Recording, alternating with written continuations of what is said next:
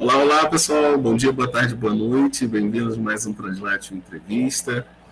Hoje a gente tem o prazer de receber aqui a professora Raquel Parmigiani, que fez a sua graduação, mestrado e doutorado na Unesp, foi orientando do professor Rui, que também já foi entrevistado aqui, depois vai lá dar uma conferida aqui na entrevista do professor Rui.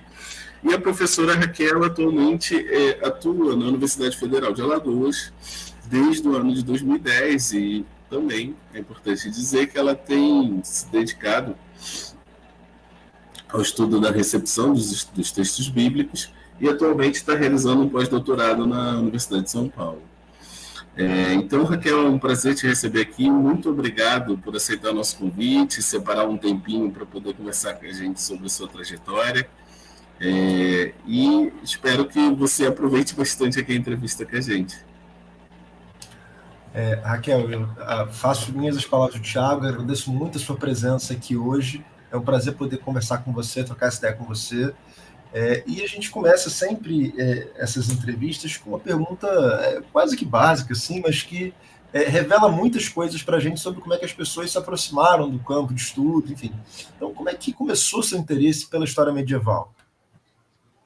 Olá a todos, gostaria de parabenizar os dois pelo projeto, vejo que é de suma importância isso que vocês estão fazendo e assim, a disponibilidade de vocês, né, uma demanda de tempo muito grande para isso. Bom, eu acho que é um conjunto de situações que a vida leva a gente com gostos pessoais, né? Eu sempre tive vontade de fazer história desde que eu era pequena. Eu não lembro de ter pensado em outra universidade, de estudar outra coisa. Isso, assim, desde criança, é minha disciplina favorita na escola, levando em consideração que na escola eu tive professores extremamente positivistas e mesmo assim eu era apaixonada por história de uma forma geral. Me atraía muito mais história, a chamada história geral, né, a história mundial, do que a história do Brasil. Junto a isso, eu tive um trabalho muito próximo dentro da Igreja Católica, muito ligado à pastoral da juventude, à pastoral litúrgica, não toco violão, mas tocava na missa, imagina, né? Talento nenhum para música, mas tocava na missa, dava aula de catequese. Isso sempre me aproximou muito de Bíblia, né? Então, a pastoral da juventude trazia uma consciência social muito grande, era nessa perspectiva, né, que a gente trabalhava, e o amor por textos bíblicos, enfim, desde o começo ali, ligado a esse trabalho dentro da igreja. Bom, o curso de História foi óbvio nessa situação, né, e ainda tinha a Unesp, que ficava a 50 quilômetros da cidade dos meus pais, então tudo facilitou muito, assim, desde pequeno eu sabia que eu ia estudar nessa universidade, uma coisa meio destino. Eu passava lá, a universidade super bonitinha, o lugar é lindo até hoje, o lugar é muito bonito, a Universidade de Assis, a Unesp de Assis é uma das universidades mais bonitinhas que eu conheço. Então, cheguei à história desse jeito. E aí eu entrei na universidade no momento de crise de contratação de professor. Então, praticamente, eu tinha História Antiga e Medieval como aula. Era o Ivan Esperança Rocha, de História Antiga, que trabalhava com judaísmo, ele trabalhava com o Antigo Oriente, eram duas antigas, né? E História Medieval com a Guadalupe, uma professora que já se aposentou há muito tempo, mas é uma professora espanhola, não sei, eu acho que ela voltou para a Espanha, não está mais no Brasil. Então, assim, praticamente eram as duas disciplinas que eu tinha. Não tinha, assim, a gente ficava na mão desses dois professores, praticamente, né? Guadalupe, uma professora extremamente fechada, e o Ivan, extremamente carismático. Pelo menos, assim, a Guadalupe tinha uma fama de ser a professora terrível, né? Muito brava, muito exigente. O Ivan, extremamente receptivo com os alunos do primeiro semestre. E eu acabei... um ano depois, começando uma pesquisa com ele sobre ensino de história antiga. Então, meus primeiros passos na pesquisa não foram em história medieval, embora eu fosse apaixonada pelas aulas dela, eu não tive coragem, você acredita, de chegar nessa professora para começar uma interlocução ali ligada. E ela não tinha grupo de pesquisa, ela não participava de grupo de pesquisa. E nesse momento, os outros dois professores de antiga e de medieval que existiam no curso, eles tinham se aposentado, que era, nem vou lembrar o nome, mas assim, eles tinham se aposentado, então a gente não tinha ensino de antiga clássica, chamada História Antiga Clássica, né, Grécia e Roma, e a gente também não tinha história, não tivemos, era só a Guadalupe de História Medieval, ela dava conta de todo o processo aí. Bom, eu comecei essa pesquisa com o Ivan sobre ensino de história antiga, e aí uma primeira realidade que bate a porta é que os professores do ensino médio não trabalhavam com história antiga, e também não trabalhavam com história medieval. E a justificativa era que a base curricular não propunha isso, né? Era só a história do Brasil. E, assim, o que a gente percebia era, lendo a base curricular da época, era que, na verdade, eles pediam o eixo temático. E essa reflexão que os eixos temáticos exigem fazia com que os professores deixassem de lado essas sociedades que são menos estudadas, naquela época, menos material em língua portuguesa, menos material didático para salas de aula, toda a dificuldade que os professores têm para chegar até o aluno, né? Essa era uma sociedade, essas eram duas sociedades, períodos históricos meio descartados por eles. Fiquei 3 anos nessa pesquisa.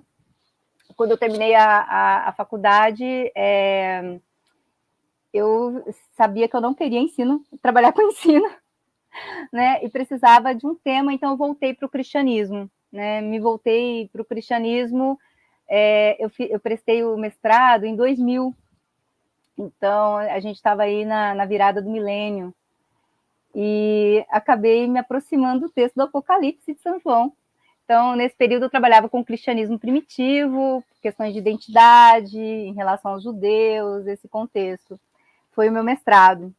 Quando eu terminei o mestrado, no final da minha graduação, eu tive um outro contato com a Guadalupe, que foi, voltando um pouquinho, que foi completamente diferente, porque é uma eletiva que essa professora deu, 4 pessoas se matricularam, porque ela era uma professora exigente e as pessoas não tinham coragem de enfrentar. E aí foi maravilhoso, porque eram 4 alunos, um livro por semana sobre o medievo, e eu fiquei mais uma vez apaixonada por medieval, mas aí eu já tinha toda uma amarração com o mundo antigo, enfim, com o Ivan, e acabei fazendo mestrado mesmo em antiga. Quando eu terminei o mestrado, o Rui estava chegando na universidade. Ele tinha acabado de passar no concurso, eu não tive aula com ele em momento algum. Mas aí comecei a frequentar as reuniões que ele fazia do NEAM, né? O Ivan tinha esse grupo lá e era de antigo medieval, então ele começou a fazer parte também do grupo e propor reuniões. E aí ele acabou me apresentando o Beato de Liébana, né, que é um comentarista ao Apocalipse, o Apocalipse de João, do século VIII, um espanhol do norte da Península Ibérica, região de Liébana. E eu pensei, agora. a minha mudança de uma área para outra será agora. Eu frequentava muito os congressos de medieval também, porque ele fazia mais sentido para mim do que o pessoal de antiga, porque era muito, hoje não é mais assim, mas eles eram muito centrados em Grécia e Roma. E como eu trabalhava com cristianismo, judaísmo, Oriente, essa área não era tão querida assim pelos congressos como aquele de história clássica, né? Então, já tinha um pezinho ali medieval nesses congressos também, aquele ABHR, que começa em Assis e sempre tinha GTs ligados à história medieval. Então, vira e mexe, eu estava me inserindo no mundo do medievo. Quando o Rui me apresentou esse material, eu vi uma possibilidade de trabalhar em medieval, continuar com o tema do apocalíptica, né, da literatura apocalíptica. A proposta era trabalhar a recepção da ideia do fim dos tempos nesses textos, e como essas comunidades, diante da presença islâmica, diante da presença das heresias, enfim, heresia não, mas divergências cristãs ali, né, que vão ser chamadas de heresias, como elas, como essa ideia do fim dos tempos configurou, o milenarismo se configurou. Não demorou muito tempo, com o projeto pronto já no mestrado, não demorou muito tempo para eu entender que o mundo da cultura popular, da cultura intermediária, não adentrava necessariamente a minha documentação. E que essa recepção das pessoas sobre o medievo, ela se centraria na forma como o Apocalipse foi lido, interpretado por aquele monge. Né? Não haveria como eu alcançar a cultura popular. Esse conceito já era um problema na minha vida, porque lendo teorias sobre cultura popular, né, vem a questão, o que é o popular? Quem denomina determinada prática cultural de popular? Enfim, e até que ponto o cristianismo ele é uma cultura erudita, enfim. Né? Então, esses nós todos, no meio desses nós todos de reflexão do primeiro ano de doutorado, apareceu Júlia Clipa. Não sei se vocês chegaram a conhecer a Júlia, ela era uma professora que trabalhava com história da leitura. Ela veio para o Brasil com mestrado em medieval, italiana, dava aula na biblioteconomia de Ribeirão Preto, e ela começou a trabalhar muito dar mini cursos sobre história da leitura, das práticas de leitura, na Unesp, e eu vi uma saída fantástica, que foi essa ideia de pensar a história de leitura de um livro, que era o Apocalipse. Então, a partir daí, eu comecei a desenvolver no meu doutorado essa ideia de pensar como essas sociedades, até o século VIII, como esses autores do século VIII, eles se apropriaram do texto do Apocalipse. Porque uma coisa foi estudar o Apocalipse no século I, né, como essas sociedades produziram esse texto no século I. Né? Outra coisa é a forma como... porque o texto, ele é muito mais a leitura do texto, né, do que propriamente o texto. Então, o Apocalipse, o motivo do autor desaparece em função das formas como ele foi lido. Inclusive, assim, a gente pode pensar que a história de um livro está menos ligado à produção dele, né, essa ideia da origem, os motivos da produção, etc., do que as formas como ele foi apropriado. Então, a partir daí, a partir da defesa do meu doutorado, a minha preocupação passou a ser cada vez mais em pensar sobre as histórias, né, que tem por trás do que a gente chama de Bíblia católica. Né? A Bíblia católica, a gente sabe que tem vários cânones, né? Então, a partir daí eu comecei a estudar os processos de tradução, da aceitação de um livro dentro do cânone ou não, dos vários autores que leram e interpretaram esse texto. São Jerônimo é magnífico nesse sentido, porque há várias cartas dele, inclusive trocadas com Santo Agostinho, em que ele conta histórias fantásticas, assim, ele tem consciência desse processo, essa ideia do texto como inspirado por Deus, né? Ele é muito consciente do processo, e Santo Agostinho também, assim. Ele sabe de todas as vicissitudes históricas, dos intercalços políticos, de todas as questões de tradução. Ele é muito consciente nas cartas, né? Tem um momento em que ele está traduzindo, por exemplo, a fofoca histórica, mas ele escreve isso em carta. Ele está traduzindo alguns textos do Antigo Testamento e ele é muito criticado por isso, né? Porque Santo Agostinho mesmo critica, porque ele faz uma mudança muito grande do texto. Os textos em latim que circulavam, que eram conhecidos das pessoas, eram textos muito diferentes do que ele vai produzir, né? Do que ele vai traduzir, porque ele traduz direto do hebraico. E aí ele é criticado por isso. E o Santo Agostinho ainda diz para ele, olha, a Septuaginta, que é um dos livros, que é o livro traduzido do hebraico para o grego, que tem uma história assim, extremamente complicada, são 200 anos de tradução, várias mãos, etc. Mas existe uma história que recai sobre ela, que 70 tradutores teriam se isolado em celas, né, teriam traduzido esse material, e quando eles são comparados, é exatamente a mesma coisa. Então, que esse texto seria novamente inspirado por Deus na sua tradução. E o Santo Agostinho diz, o São Jerônimo diz assim, balela, isso aí não é verdade, né? A tradução, ela significa um conhecimento muito profundo da língua de partida e da língua de chegada. Ele não diz com essas palavras, mas é isso que ele diz, ele mostra claramente que você tem um exercício, um esforço de conhecimento de ambas as línguas que é necessário, né? Não tem um Espírito Santo. Então, assim, ele é muito consciente desse processo. Então, eu passei a trabalhar, inspirado por São Jerônimo e Santo Agostinho, com essas questões, assim, desconstruir o texto bíblico, né? E é o que eu faço até hoje. Nesse pós-doutorado, agora, eu entrei numa encrenca, inspirada pela Maria Cristina, que eu sempre amei os trabalhos dela. Eu comecei a trabalhar com a recepção desse material nas imagens, que é um trabalho exegético que é influenciado pela exegese do texto, mas que, ao mesmo tempo, ele tem uma linguagem própria que, muitas vezes,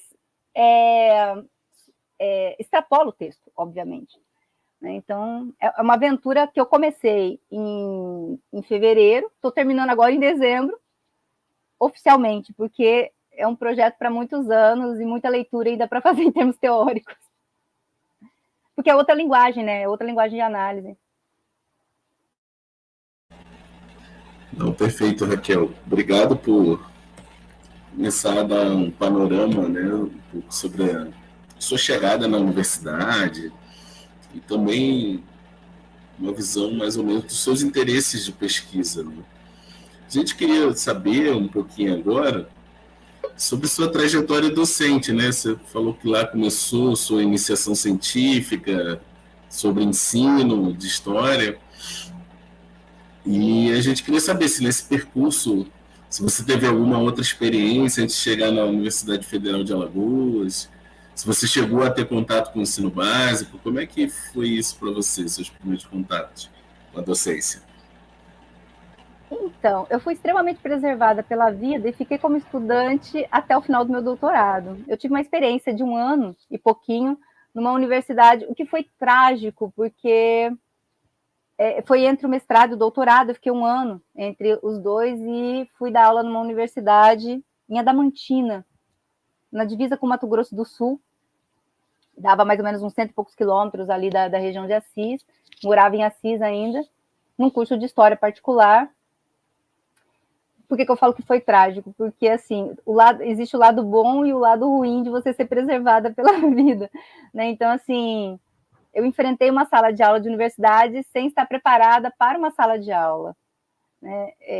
Eu fui pesquisadora a vida inteira, estive acostumada a falar em congresso, né? Então, assim, salas de aula não eram o meu forte.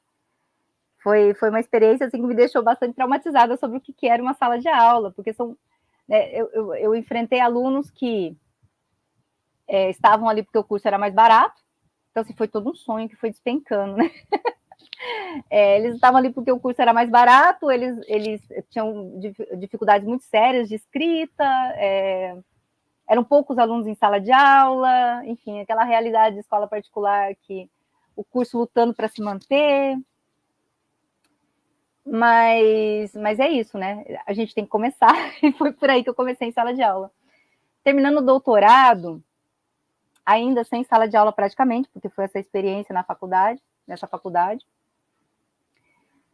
eu fui para São Paulo, capital, que era meu sonho, morar em São Paulo, que eu achava assim que cidade de São Paulo era o lugar da cultura, que Assis, enfim, periferia, etc. E aí eu aprendi a dar aula, porque foram 2 anos, dando aula de 7 da manhã até meia-noite, em todas as experiências possíveis de aula.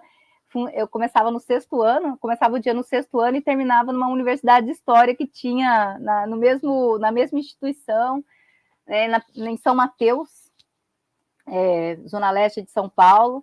Então, assim, foi uma experiência bacana, porque eu aprendi a dar aula, e nesse tempo, imagino que eu aprendi a dar aula nesse tempo, porque, assim, eu acho que o pior de tudo é falar para adolescente, né? Criança, porque você tem que chegar nessa linguagem, e adolescente por todas as intempéries que a adolescência traz. Então, assim, quem passa... Eu acho que é uma experiência bacana para a sala de aula, porque você tem que aprender a se comunicar, né? E aí, quando você chega na universidade, você está muito mais preparado para essa comunicação.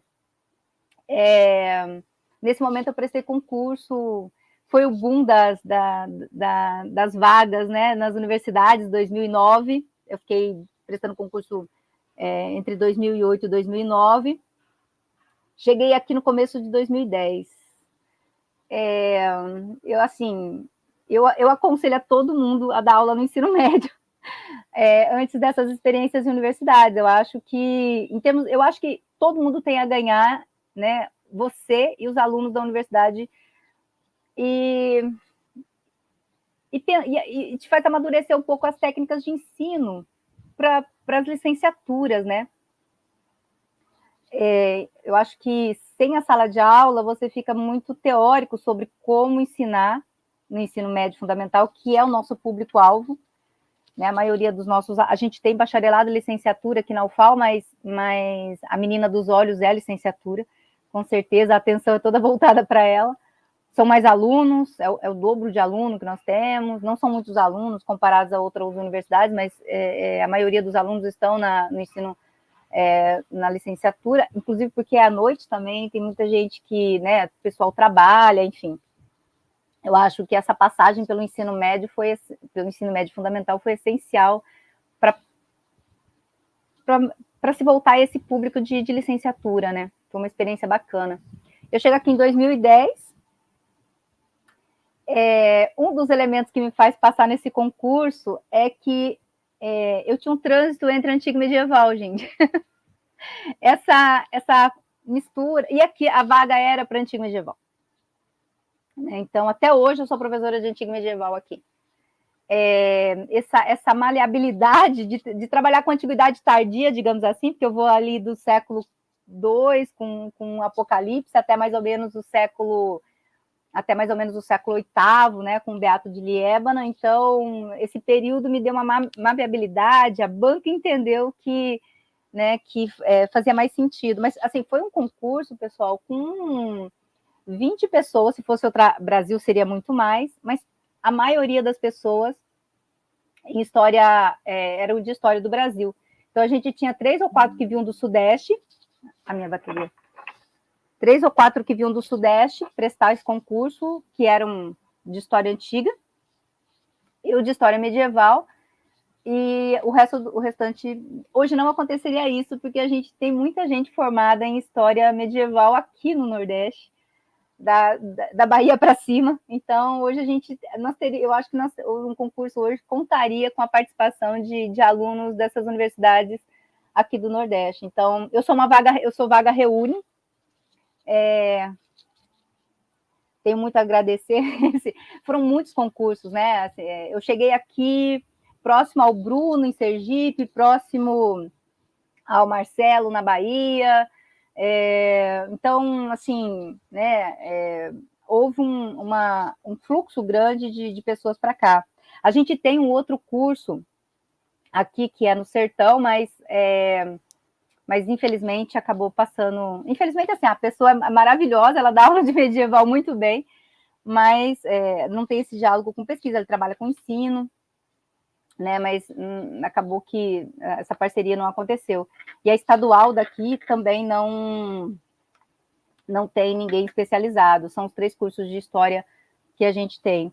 Então, cheguei aqui em 2010 e tenho dado aula de história antiga e medieval desde então.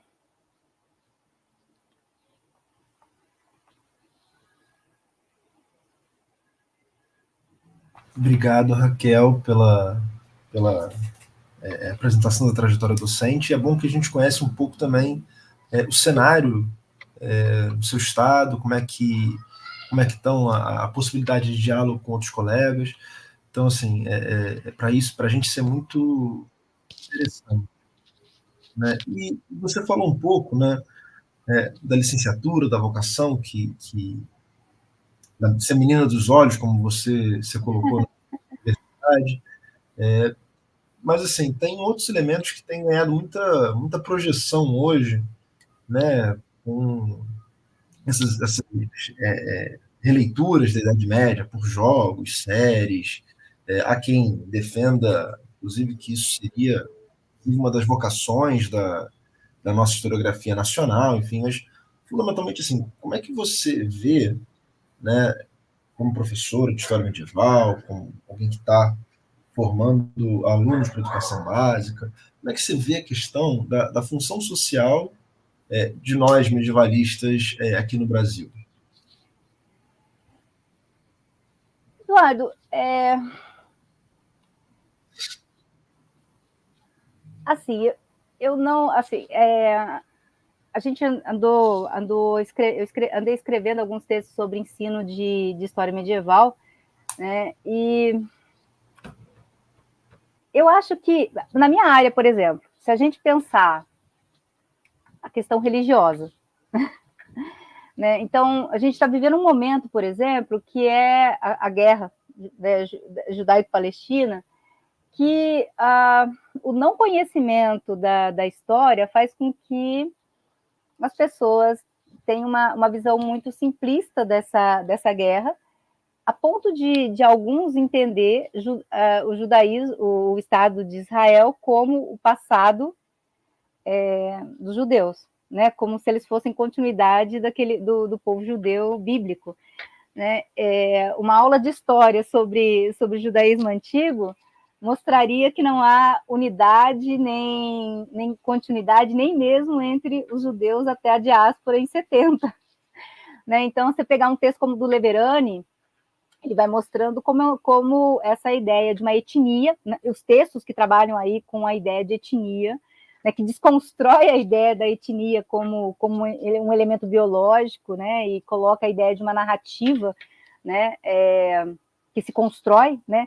O Leverani, por exemplo, faz isso no texto dele sobre os povos judeus antigos. Ele vai mostrando como você tem uma narrativa em dois momentos da história ali da Palestina que mostram como essa narrativa de uma unidade foi construída, né,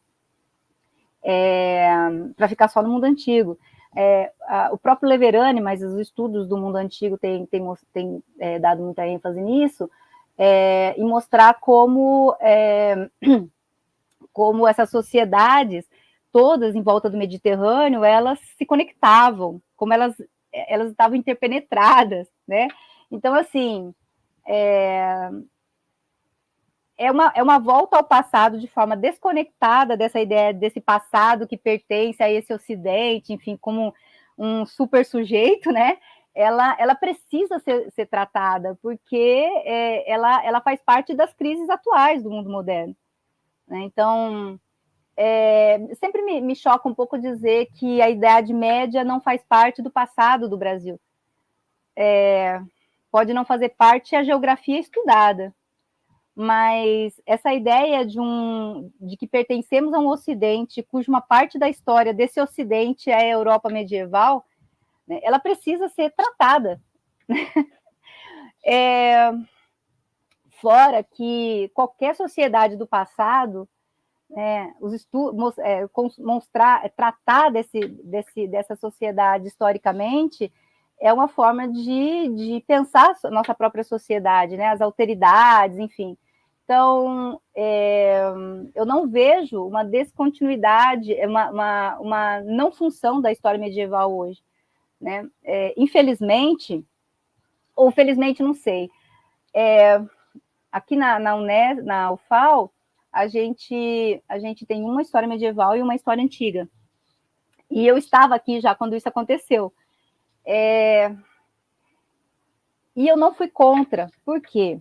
A grade curricular, ela ampliou-se muito em função das discussões decoloniais.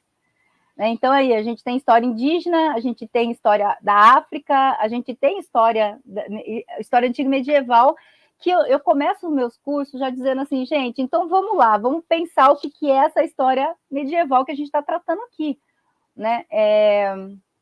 Então, eu não vou falar, assim, eu posso ampliar as geografias, mas assim, eu ainda tenho que discutir por que essa história medieval ela ainda é tratada como história mundial, né? Ela está lá no primeiro semestre do curso, no primeiro e no segundo semestre, ela é chamada de história medieval, como uma periodicidade da evolução aí da...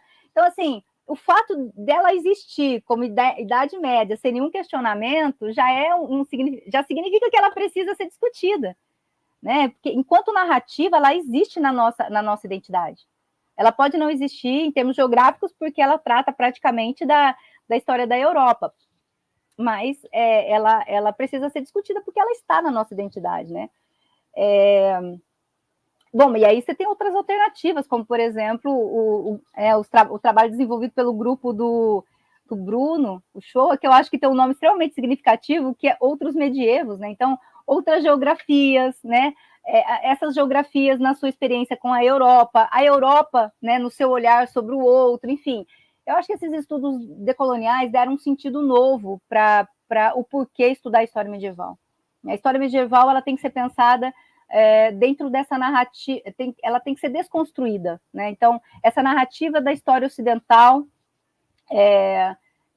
que é eurocêntrica, que é etnocêntrica, ela tem que ser discutida, né? Então, se você elimina simplesmente a história medieval dessa conversa, uma das consequências é você perpetuar esse discurso, passar margem dessa discussão, e ela é parte da nossa experiência histórica, é parte da experiência histórica do Brasil. Eu tinha um professor de inglês canadense que ele me disse eu fiquei assim, que não tem história antiga e não tem história medieval no Canadá. A história que se ensina no ensino médio começa a partir da chegada dos europeus no Canadá. Tem um aluno, alguém que há muito tempo tenta fazer com que a gente dê equivalência no diploma dele, que ele fez no Porto, de História. E o currículo do cara é muito complicado, assim, porque, assim, ao mesmo tempo que ele tem a técnica da história, de produção da história, a grade curricular dele é sobre história da Península Ibérica. Então, assim, ele tem, são 50 mil matérias da Península Ibérica, do Paleolítico, sabe? Até os dias atuais. Então, assim, o nosso currículo, para o bem ou para o mal, ele tem, para o bem, porque nesse momento ele inclui outros continentes, né? E para o mal, porque ele permanece com essas nomenclaturas ainda de história contemporânea, de história medieval, para uma história que, se o professor não tomar cuidado, ele está falando de Europa como se fosse história mundial. Ele é muito, muito interessante de se trabalhar em relação a esse do Canadá ou esse de Portugal, porque ele mostra um mundo muito mais amplo, mas assim, a gente tem que partir de uma perspectiva decolonial para esses diálogos, né? Então, eu vejo a história medieval ainda, né, como um elemento. Não vejo a necessidade, por exemplo, de que ela fosse obrigatória para dois, sabe? É muito. Porque, assim, eu acho que um diálogo que a gente precisa fazer é sobre o conteúdo. Eu preciso dar o conteúdo ou eu preciso tratar da experiência de pensar historicamente determinada sociedade? Eu trabalhei um pouco, para o bem ou para o mal também, no referencial curricular dessa base curricular que está aí entre suspense, e era uma questão que a gente discutia muito, né, assim, porque bom, enfim, eu escutei a Andréa Frazão um dia dizendo assim: eu não coroo mais Carlos Magno todo semestre. Eu não tenho mais essa necessidade. Então, assim, nos currículos, isso me marcou muito. Nos currículos do ensino médio, a gente fica pensando, eu preciso dar conta desse conteúdo, mas esse conteúdo é história europeia, na maioria das vezes. Eu preciso tratar dele. E quando a gente vai para a sala de aula das faculdades, com essa nomenclatura de história mundial, o que eu estou fazendo? Eu estou coroando Carlos Magno todo. Isso é importante por quê? Qual é o sentido dessa coroação na minha proposta, na minha ementa do trabalho daquele semestre? Então, assim, é algo para a gente refletir, né? Então, eu vejo como importante essa reflexão sobre o lugar que do medievo nessas divisões né, que a história precisa também, né, não tem como descartar dela, porque faz parte do método, né, nesse corte temporal, mas eu preciso colocar que isso tem uma política, tem um porquê, tem um objetivo, né, isso não está ali porque é inerente, né. Então, como toda sociedade também, o medievo é uma sociedade que mostra alteridade, que mostra a diferença, que faz refletir sobre a nossa sociedade, para além do fato de que ela é parte do nosso imaginário sobre sermos ocidentais, né? E tem uma coisa do Guarinello, eu escutei uma palestra dele no Mampu, que a mesa de história antiga e medieval se chamava assim, Outras Histórias. E ele pensava assim, e ele começa a falar dele pensando, gente, a história tem a ciência, a história tem uma epistemologia que é a europeia. Então, como é que você outras a princípio, né? Então, outras histórias, por que seria outras histórias necessariamente, né? E aí, enfim, no desenvolver dessa palestra dele, que depois é parte da livre docência, dos textos de livre docência dele, ele vai mostrando como essa narrativa ela ela tem que ser pensada de forma deslocada, né? Ele tem que se deslocar essa narrativa. E aí ele faz uma experiência no texto dele que é muito interessante para usar em sala de aula, que é pegar o mapa da história antiga, que a gente tem na cabeça que é a Europa, a gente esquece que o Egito está na África, né? E mostrando o mapa. Né? Então, assim, Mesopotâmia, Egito, e aí você, né, todo o mundo antigo em volta do Mediterrâneo, aí você desloca para a Europa, para a França, região da França, ali, Península Ibérica, França, Inglaterra. E aí, quando você compara com o que é a Europa hoje, isso não bate. Né? Mas a gente olha para esse mundo antigo como história, né, como uma história focada na Europa. Mas, assim, é um discurso, uma narrativa que se constrói sobre esse berço da história, essas civilizações como berço da história, enfim. É bastante interessante essa experiência, porque os alunos ficam um pouco assustados, porque ninguém para pensar, é tão óbvio que se trata de uma história mundial, e a geografia que veio dessa história mundial é a Europa, né? Que a gente não percebe como a narrativa linear constrói, né? E aí, junto com essa experiência dessas sociedades deslocadas, que devem ser pensadas na sua especificidade, nos seus contatos, nas suas conexões, né? Eu acho que é uma experiência que ainda vale muito a pena trazer para a sala de aula, né?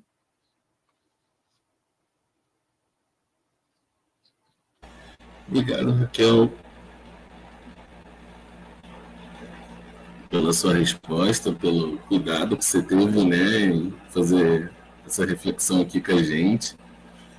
E ainda seguindo nessas reflexões sobre o nosso campo, sobre como a história medieval vai se inserindo dentro da academia brasileira mesmo, né?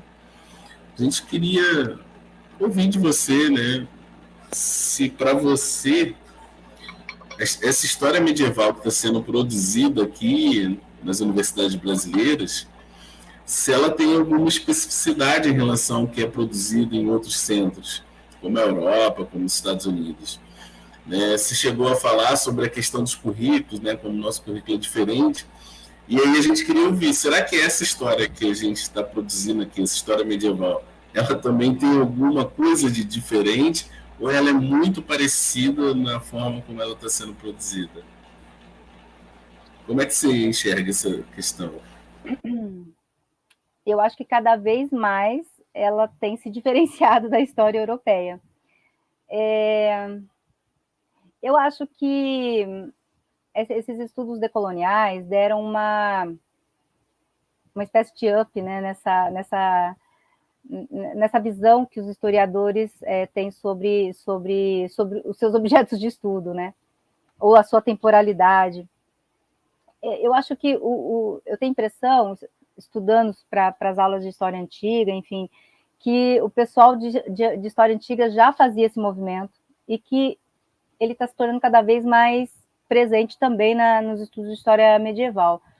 Vide o nome do grupo de estudos do Bruno. Então, pensar outras geografias, questionar essa história produzida na Europa. Tem uma frase do Gruzinski que ele diz assim,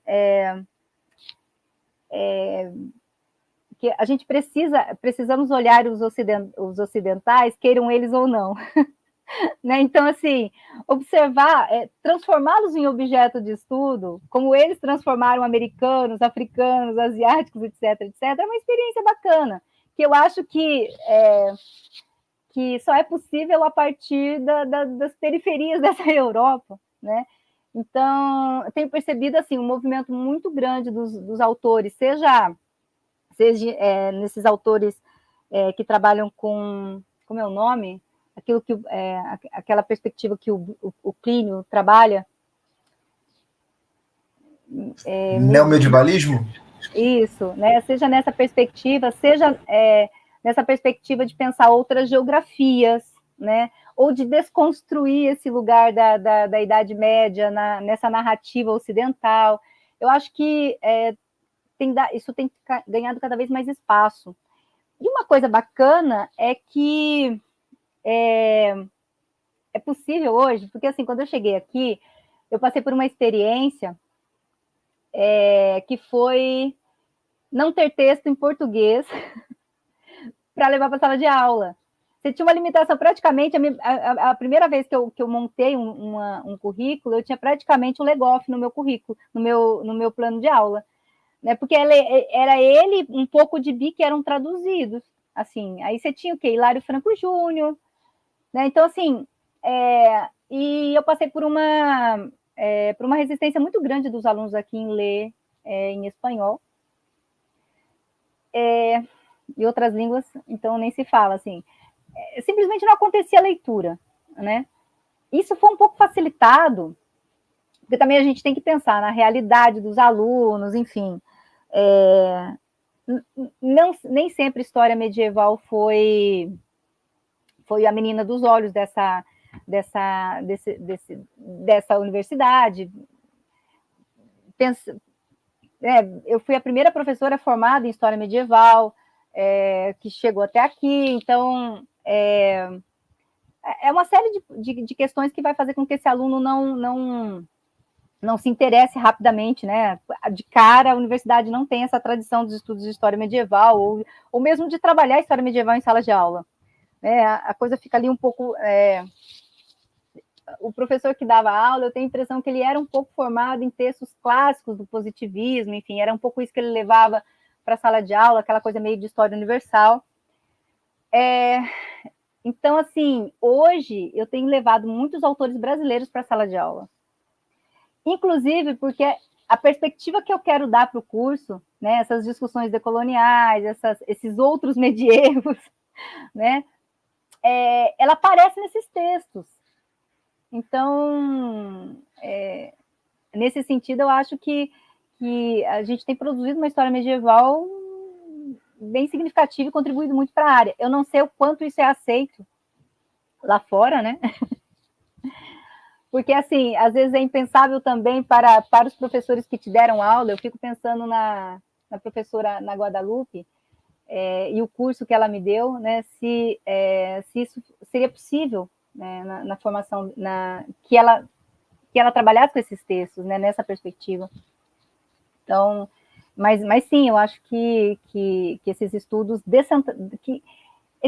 que trabalham na perspectiva de pensar, desconstruir essa ideia de etnia, né, que pensam que as sociedades são que as sociedades se intercalam, que se conectam, que as experiências históricas elas não se dão assim, o Islã surgiu do nada, como se fosse uma mágica, né? Essas perspectivas que aparecem no decolonial, enfim, que criticam esses blocos fechados de influência cultural, de formação cultural, eles têm ganhado muito espaço na historiografia brasileira do medievo, até mais do que áreas de estudos sobre o Brasil.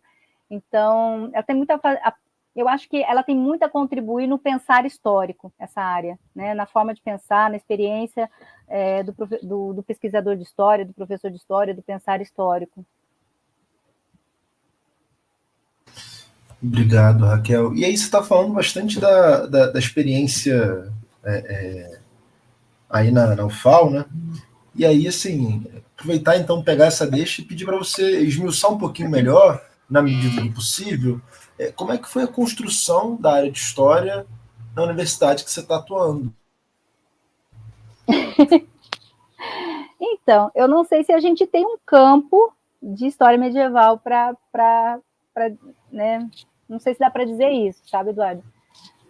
Bom, eu chego aqui em 2010 e os alunos não tinham história medieval.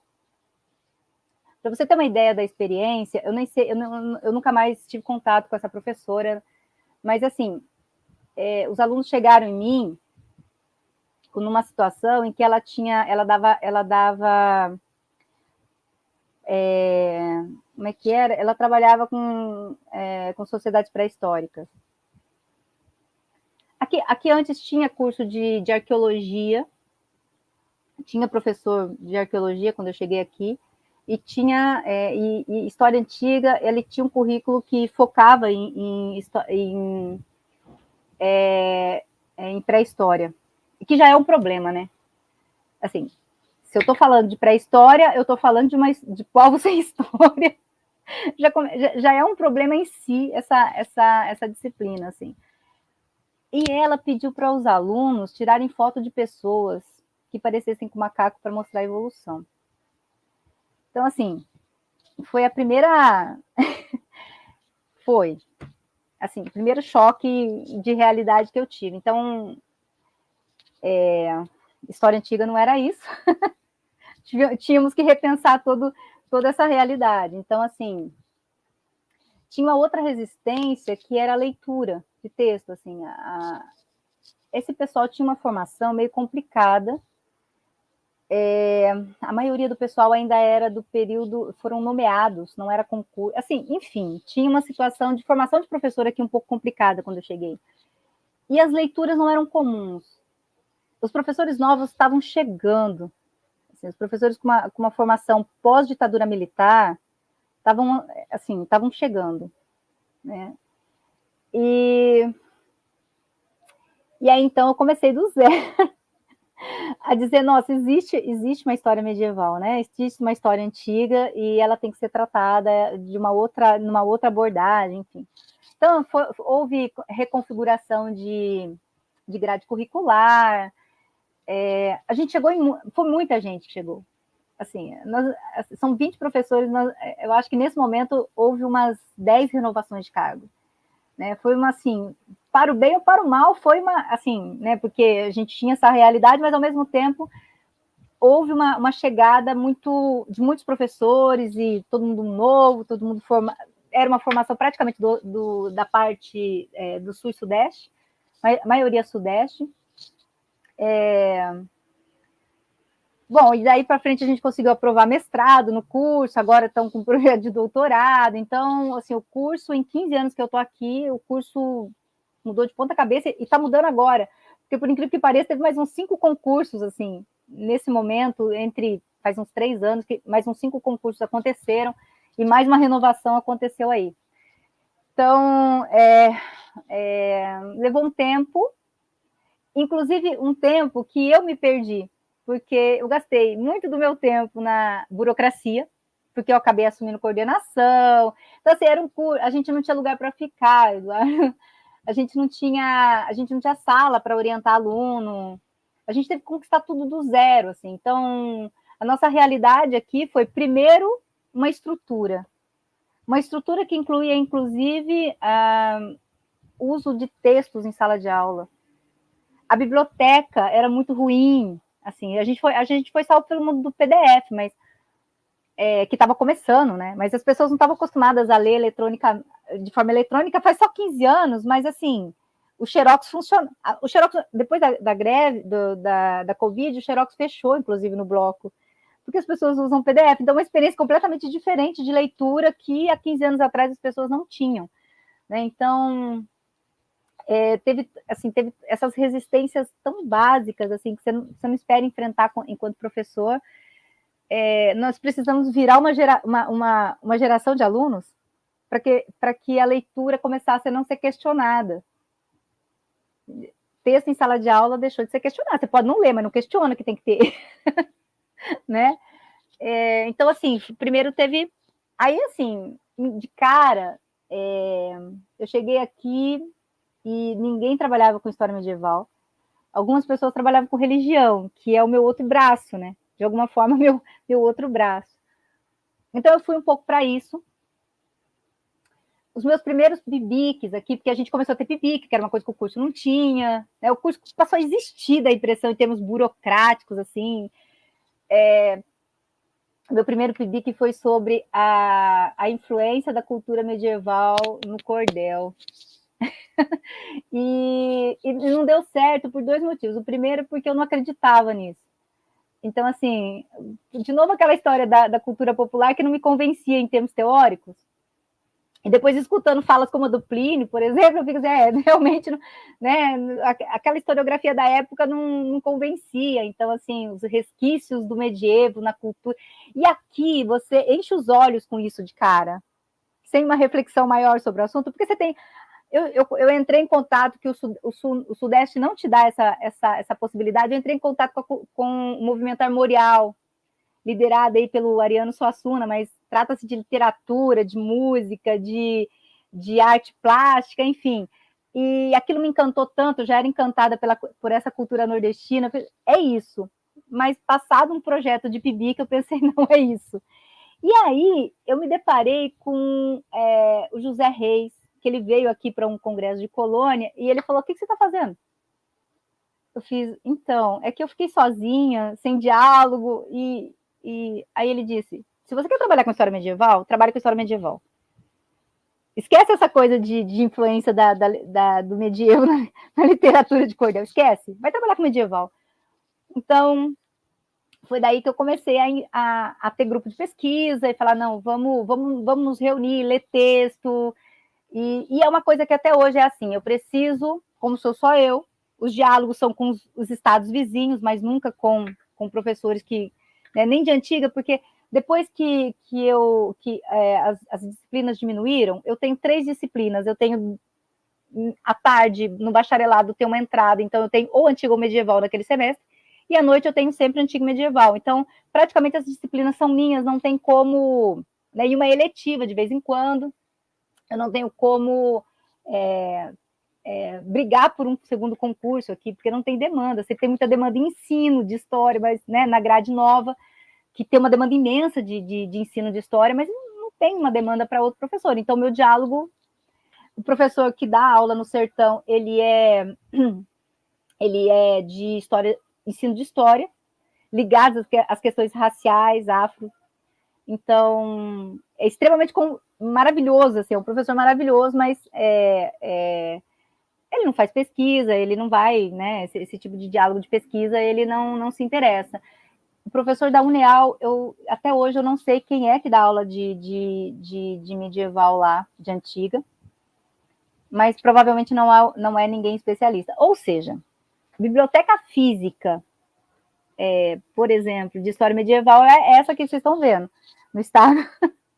Né? Então, é um pouco solitário. E assim, até hoje, todos os meus orientantes, praticamente todos, só um, Fernando, que veio do Sertão, mas praticamente todos são crias do grupo de pesquisa. Então, a partir do momento, por exemplo, que esse ano que eu abandonei o grupo de pesquisa pelo pós-doutorado, né,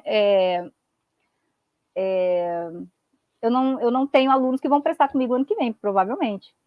Entendeu?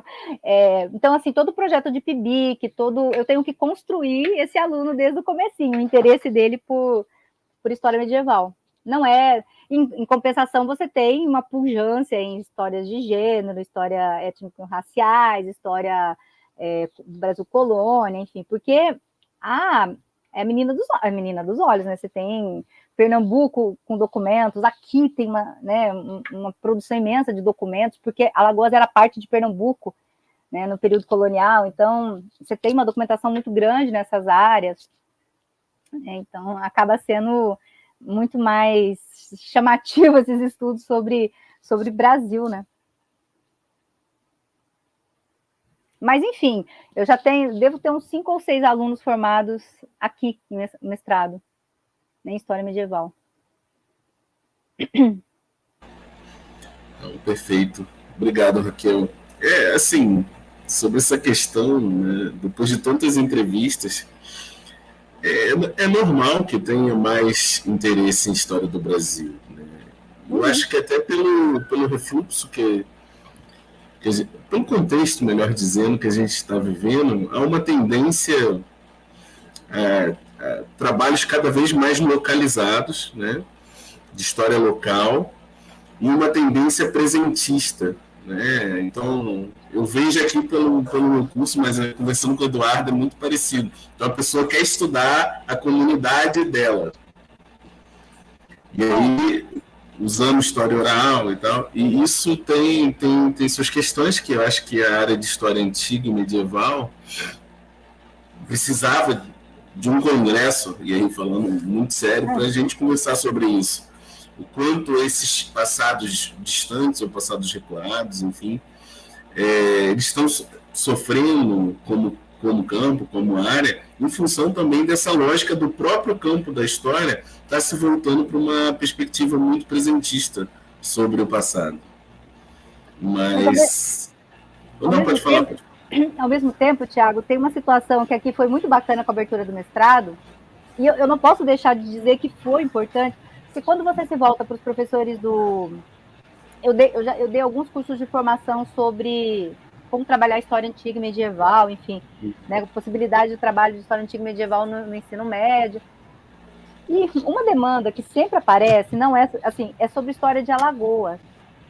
Então, assim, desde que abriu o mestrado, porque ele, assim, que é uma outra coisa do deslocamento dessa história eurocêntrica, que a gente pode pensar em sudestocêntrica, alguma coisa assim, porque a gente fala de história mundial como Europa, mas a gente fala de história do Brasil como história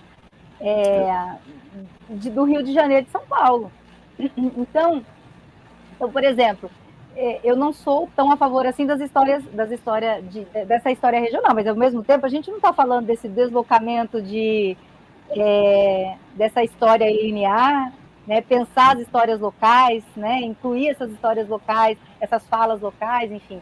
Então, assim, o que faltava aqui, a gente tinha na grade curricular história do Nordeste, história de Alagoas, só que faltava historiografia sobre história de Alagoas. Então, assim, tinha 2 ou 3 matérias de história de Alagoas, e o problema não era trabalhar com história de Alagoas. O problema é que você não tinha historiografia para dar conta da história de Alagoas. Né? Agora, o mestrado produziu, e é uma coisa que eu acho muito bonita do nosso mestrado aqui, o mestrado deu início a uma historiografia sobre história de Alagoas séria.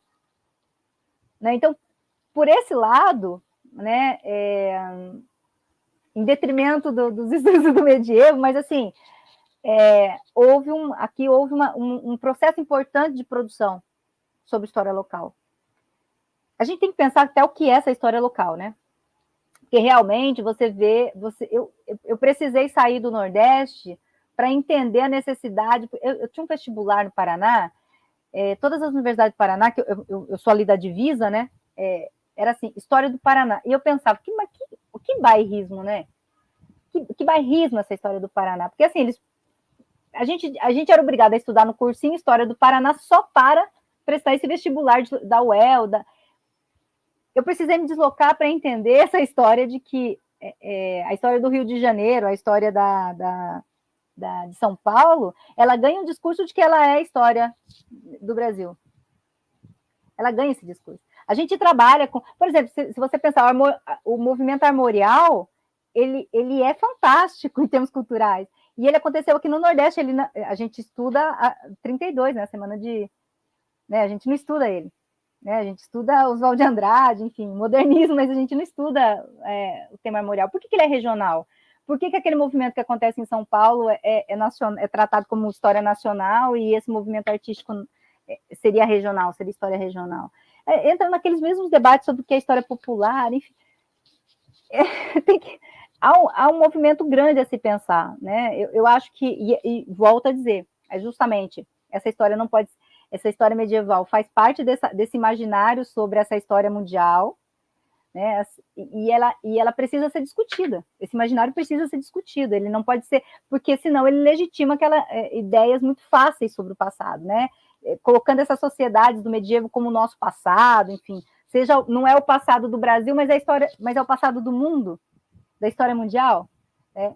Então, assim, não é como Portugal, a história do passado de Portugal, mas é a história né, de Portugal, do Estado Nacional, do final do século XIX, mas é o passado da história mundial.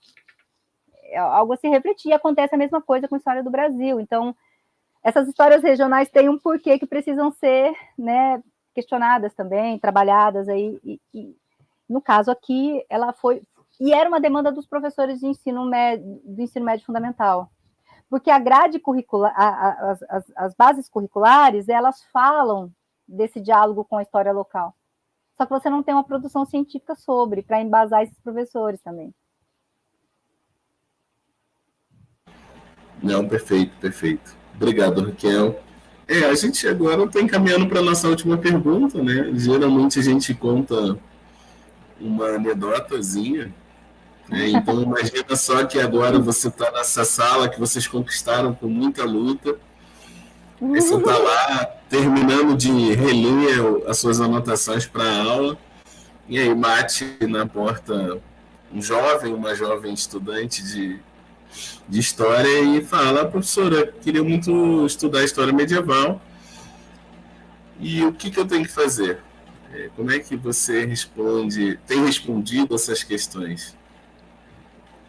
Olha, geralmente para mim não fala sobre história medieval, fala assim: professora, eu queria estudar a história da igreja, ou do cristianismo, né? Bom, a primeira coisa que você precisa dizer é: senta aqui, querido, vamos recortar esse tempo, esse espaço, esse objeto, porque, assim, você tem que começar, porque eu acho, assim, que óbvio que tem as especificidades do estudo do medievo, que tem a ver com língua antiga, que tem a ver com línguas modernas necessárias, né, inglês, francês, enfim, latim, então, assim, as questões técnicas, né, da área. Mas a grande questão a primícia é a formação de historiador, para trabalhar com qualquer passado. Então, a questão do objeto, né? O problema é a primeira questão que deve ser levantada, né? Eu começaria por aí.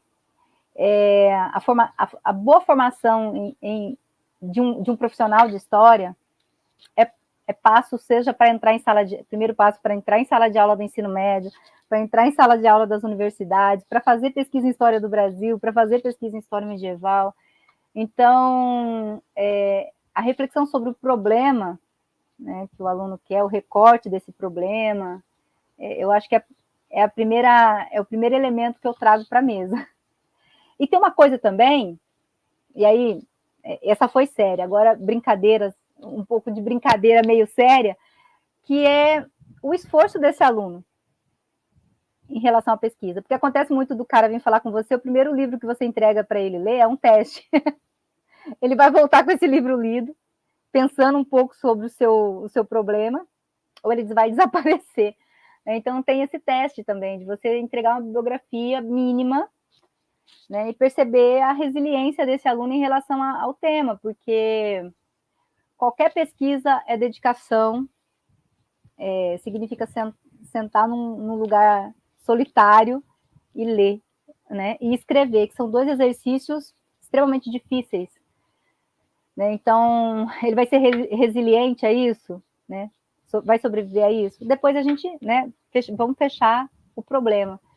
Porque, assim, aí você tem questões, vamos ler em latim, vamos pensar, né, pensar especificidades do campo mesmo, né, do recorte temporal, que são sociedades, a maioria delas são sociedades com línguas distantes da nossa, né? É o latim, é o grego, enfim, você tem aí sociedades do Oriente, que hoje a gente se abre para pesquisa em relação a ela também, árabe, hebraico, enfim, todas essas questões, mas a formação do historiador, eu acho que é o primeiro passo né, para qualquer pesquisa, independente da temporalidade.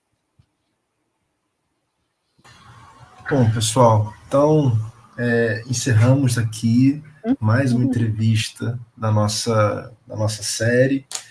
A gente agradece novamente a Raquel, agradecemos ao nosso infindável público que acompanhou a gente aqui até o final. Inclusive, Raquel, já te adianto que você daqui para frente terá problema de andar nos aeroportos, porque nós temos uma base de fãs muito, muito engajadas, sabe? O que os Beatles viveram nos anos 60 é uma fração daquilo que você vai experimentar daqui para frente.